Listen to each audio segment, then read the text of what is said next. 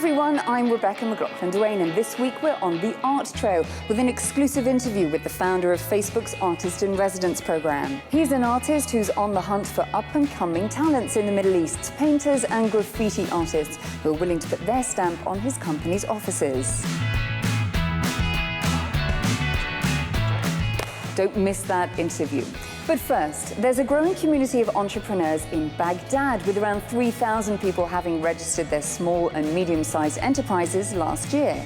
Rosie Lai Thompson went along to find out how many of these startups made it through those tough initial stages and meet the man behind a company they call the Amazon of Iraq.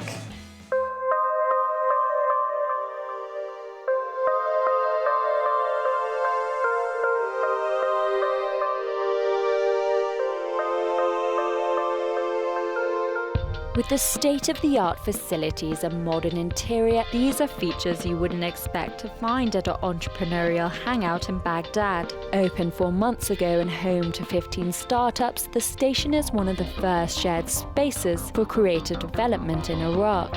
Huddled in groups, young techies and artistic entrepreneurs bounce ideas around and learn together. Mujahid Waisi, the founder of the station, explains to me that after recognizing the lack of resources for entrepreneurs, there was a need to build not merely a space, but also the culture. According to the Iraqi Ministry of Trade, 3,000 SMEs registered last year, but Mujahid believes only a handful ended up getting off the ground. The situation for the Iraqi startups and entrepreneurial scene in Baghdad, it's a new culture for Iraqis. There was so many startups established in Baghdad, but basically it's about more than 70% of the ideas of the startups failed after 1 month or 2 months. So basically there is so many challenges for young entrepreneurs to start their own businesses. That's why the station became a new model to collaborate with other startups, to empower them through investors and get loans from the banks. It's clear that this new generation of Iraqis are hungry for innovation and development. And with the station providing a pillar of support, no dream is too big and failure is acceptable as long as you keep trying. But many feel there is still a psychological shift needed to encourage Iraq's entrepreneurial spirit. This statue, his name is Raid, which represents entrepreneur in Arabic. There is a culture here in Iraq. The community, the people here push the youth to looking for a job in the public sector. So to get a new direction for the people here, to create more innovative individuals like Raid. With the crash of the oil industry and the lack of government jobs, the startup movement is gaining momentum. Last year, nearly 1,300 Facebook pages were established to sell products and services, creating more than 5,500 jobs, according to the mobile telecommunications company Zain. In many ways, Iraq has been closed off from the rest of the world for several decades due to war and sanctions, leading it to be an untapped market when it comes to investing in tech startups. With one of the most youthful populations in the world and internet and smartphone penetration in Baghdad at a record level, the entrepreneurial ecosystem has never been riper.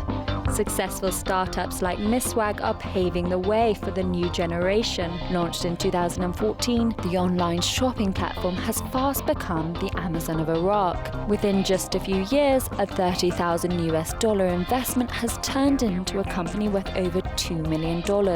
We started dreaming of doing stuff that nobody used to dream of before.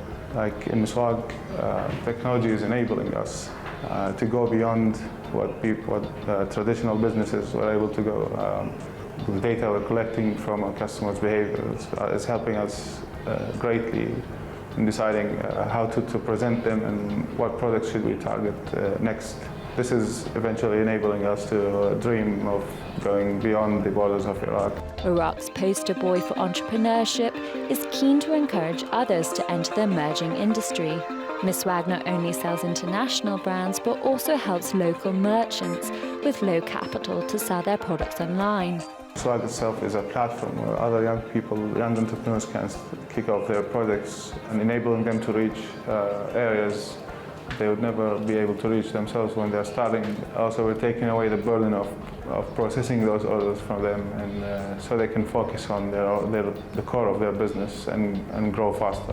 Noor Hashim is one of these online sellers. She launched Hilly in 2016 on Miss Swag by selling handmade jewellery. She has since expanded to a wider range of accessories and employing 7 full-time staff. We head over to her new shop in Babylon Mall to find out how her handcrafted products are growing in popularity. We are a couple of Iraqi young people. We work together toward one goal. We want to show the world the positive side of Iraq through our product. So we inspire all the designs that we produce from our heritage. Hiring vulnerable and widowed women, Noor works to transform the traditional crafts into modern merchandise. Gaining a reputation for high-quality Iraqi-made products, Noor is soon to open a stall in Baghdad's international airport and hopes to start exporting Hilly to the Gulf and the United States later this year. With a focus on entrepreneurship, these young trailblazers are creating an alternative narrative for Iraq and its advancement. Now, modern art and Facebook might not naturally seem to fit together, but it's exactly that perception that the social media giant is trying to change. And this is particularly good news for emerging artists in the Middle East and North Africa, if they're bold enough.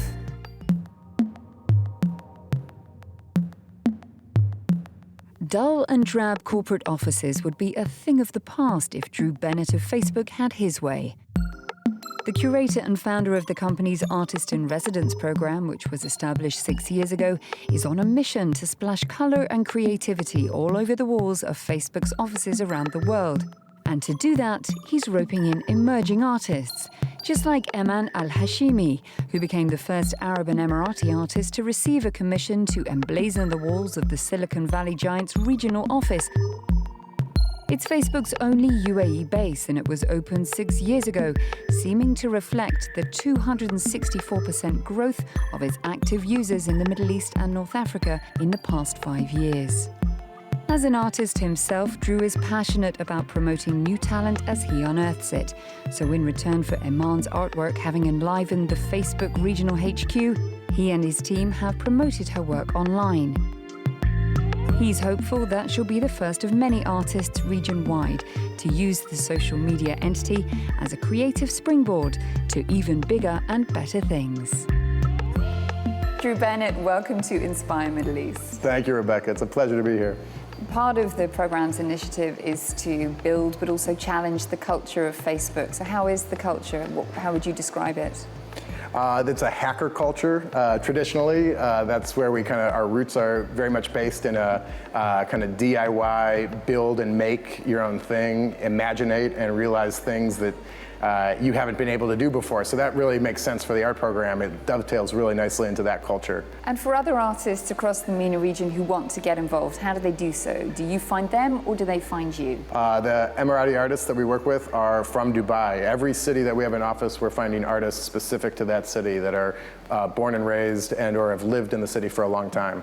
And artists interested in working with us, we have a painstaking process of research that all of our curators undergo to find new artists. And for the artists in the region, you should be glad to know that we are looking more deeply into the region to bring artists to our headquarters, because we think that the dialogue of the world views through art is a really valuable quality in our programming. Emirati artists working in the Dubai office.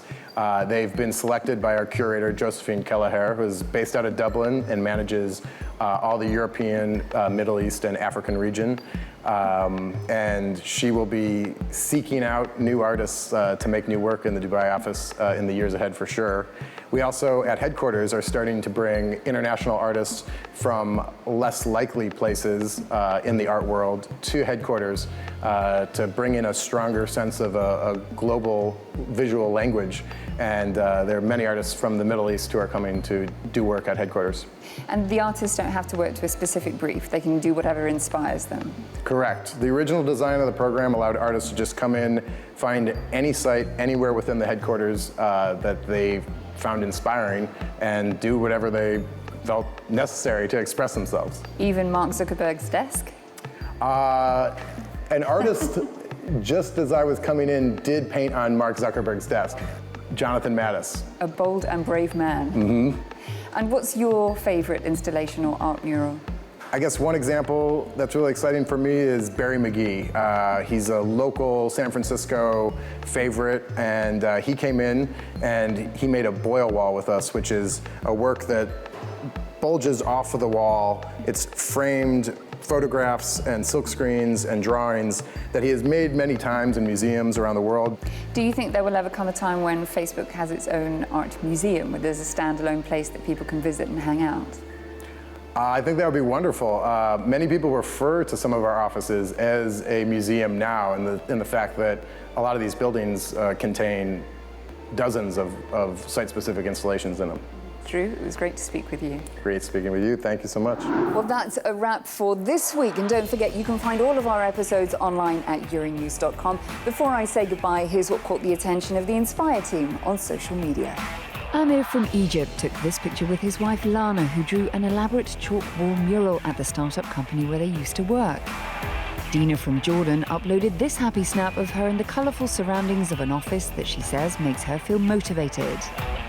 And Hadi from Cairo shared this picture of he and his colleague deep in concentration in the successful software startup company where they work.